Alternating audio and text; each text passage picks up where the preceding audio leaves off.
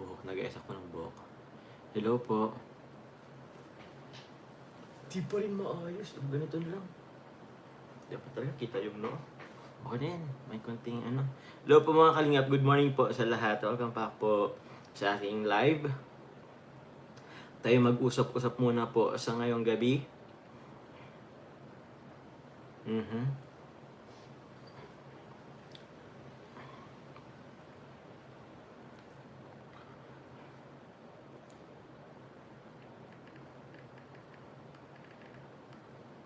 Ay, okay.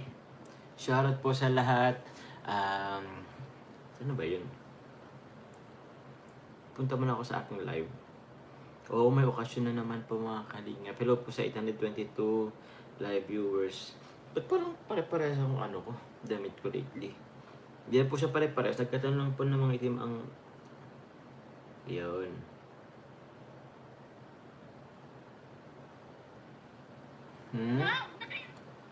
Dai James Vlog, shoutout po. Ate Janine Tumbaga, shoutout po. Set muna tayo ng goal, kahit konti lang. Okay na yun. 1 hour na natin. Para naman ano, isang oras tayong magkukulitan, magchichikahan.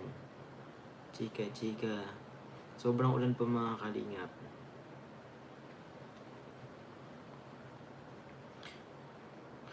Maghapon pong ulan yan po dito sa Daet.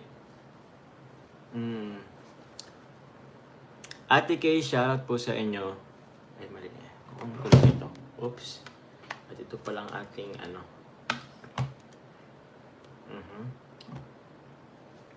Ano po? Pogi ka palagi sa amin kahit anong anggulo ka pa niyan. Thank you po Ate Mayan. Salamat po.